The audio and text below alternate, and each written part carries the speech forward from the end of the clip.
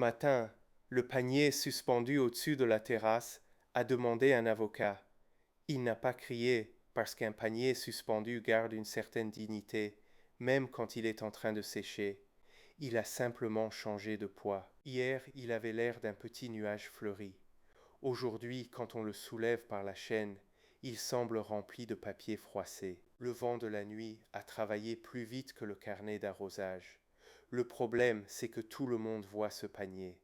Les invités le voient en entrant. La famille le voit depuis la cuisine.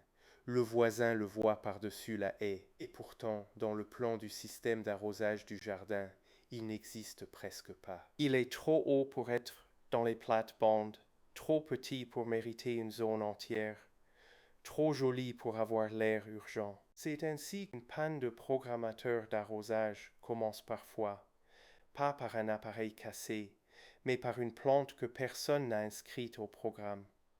Une suspension n'a pas la patience d'un massif en pleine terre. Elle a peu de substrat, beaucoup de surface exposée, du vent sous le pot, du soleil sur les côtés, et parfois une doublure qui garde l'eau trop vite en haut, ou la laisse filer trop vite en bas. On peut la regarder 10 fois par jour, et ne jamais regarder ce qui compte.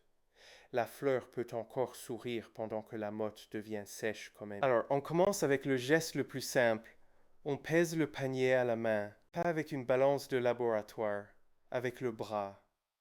Un panier bien hydraté a une résistance tranquille. Un panier trop sec monte trop vite, comme s'il voulait partir en vacances avant nous. On touche ensuite le bord intérieur, puis le centre, puis le dessous. Si les bords sont secs et le centre seulement humide en surface, l'eau n'a pas habité la motte. Elle l'a traversée ou contournée. Sur la table de terrasse, on pose le CZ02i7. Le titre fournisseur le présente comme un programmateur d'arrosage à double sortie, une vanne d'eau pour jardin extérieur et arrosage automatique de fleurs.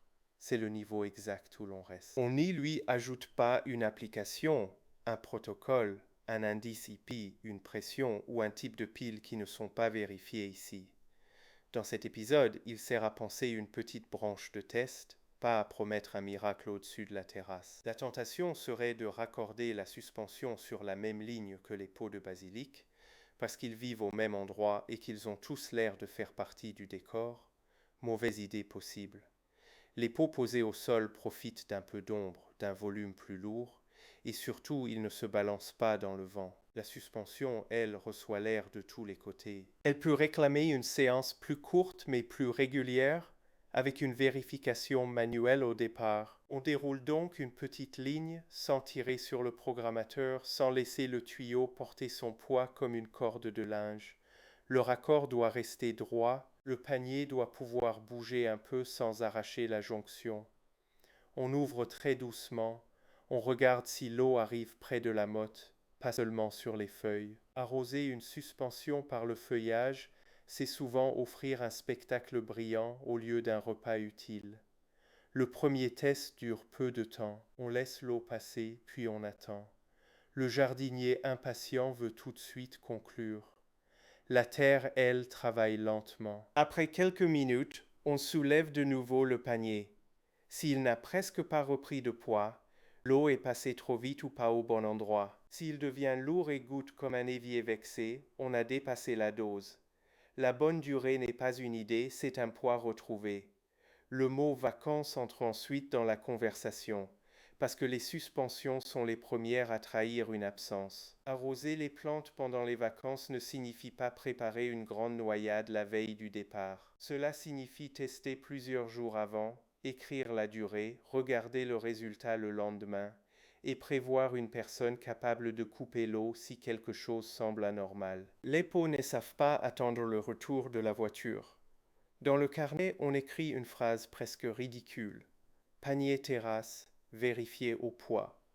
Cette phrase vaut mieux qu'un nom poétique. Le programmateur d'arrosage jardin peut répéter une heure et une durée, mais il ne sait pas que la suspension a reçu le vent d'ouest toute la journée. Le minuteur d'arrosage n'a pas de mémoire du Mistral, de la canicule locale, ni du déjeuner qui a dépassé la table contre le tuyau. Les frontières de maintenance restent au bord de l'image. comme des outils posés sur l'établi. En coup de bélier, quand une fermeture d'eau fait claquer une installation, est une question de plomberie à faire vérifier selon le réseau, pas une promesse ni un défaut attribué au SQ. L'anti-retour du tuyau d'arrosage relève aussi de la sécurité et des règles locales de raccordement. Et quand un produit affiche un indice IP, il faut lire ce que cet indice signifie vraiment, sans transformer une résistance aux éclaboussures en droit de dormir dans une bassine. Même prudence pour l'hiver. Hivernage ne veut pas dire que le programmateur aime le gel. La règle saine reste de démonter, vider l'eau, sécher et ranger selon la notice disponible. Une suspension vide en automne se range facilement. Un programmateur plein d'eau, lui, garde parfois les souvenirs de l'hiver au mauvais endroit. Ce rappel n'est pas très glamour, mais le printemps suivant remercie les gens ennuyeux. Après le test, le panier suspendu change de statut. Il n'est plus un accessoire de terrasse. Il devient une petite zone avec son vent, son poids, sa ligne et sa note. Les fleurs ne se transforment pas en publicité parfaite. Quelques tiges restent vexées, 2 feuilles ont déjà jauni, et la famille demande pourquoi il faut un carnet pour un pot suspendu. Parce que ce pot est en haut, répond le jardin. En haut, on oublie plus vite. Le soir, on repasse sous la suspension. Elle ne dégouline pas, elle ne pend pas comme une salade triste. Elle a simplement repris assez de tenue pour arrêter d'accuser tout le monde. C'est une victoire modeste, mais une victoire mesurable. Elle vient d'un test manuel, d'une branche courte, d'un vocabulaire honnête et d'une limite produit respectée. On ajoute alors un contrôle du matin, parce que le matin retire beaucoup d'excuses aux jardiniers. La plante n'est pas encore écrasée par la chaleur. Le sol n'a pas été maquillé par une ombre passagère. Et l'eau de la veille a eu le temps de dire où elle est vraiment allée. Quand le panier suspendu réclame un avocat, ce contrôle devient une scène simple. Regarder, toucher, soulever si c'est un pot, puis seulement après parler de panne de programmateur d'arrosage. Le mot clé sert au public, pas à commander le terrain. Dans le carnet, on trace 3 colonnes. Signe visible, preuve dans le sol, décision. Sous signe visible, on note ce qui attire l'œil. Sous preuve, on met ce qui résiste à la vérification. Poids, profondeur humide, goûteur actif, raccord sec, fruit propre, ou ligne qui va jusqu'au bout. Sous décision, on écrit une action que quelqu'un d'autre pourrait refaire sans deviner. Cette petite bureaucratie de terre transforme le panier à son propre van en règle utilisable. La famille sert ensuite de test de traduction. Si l'explication demande 5 minutes et beaucoup de gestes vagues, le plan n'est pas assez clair. Il faut pouvoir dire « cette zone passe avant celle-ci, cette ligne ne doit pas être ouverte avec l'autre. Cette trace humide est normale, celle-là ne l'est pas. » Le produit CITES CZ02I7 reste dans le rôle déjà défini pour l'épisode, avec ses limites de preuve clairement gardées. Le jardin accepte les outils, mais il récompense surtout les consignes que l'on peut suivre avec des mains sales. Un deuxième passage se fait plus tard. C'est souvent là que les erreurs deviennent visibles. Une ligne qui semblait correcte laisse un bout sec. Une durée qui paraissait prudente mouille seulement la surface. Une zone que l'on croyait fragile tient mieux que prévu. Le jardinier barre une hypothèse, en garde une autre, et apprend à ne pas confondre visible, ne veut pas dire arrose avec une conclusion définitive.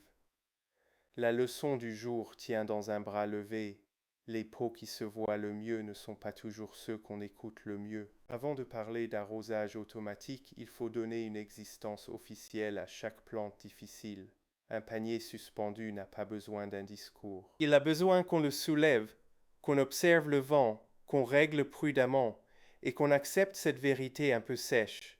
Les pots légers réclament la justice plutôt que les autres.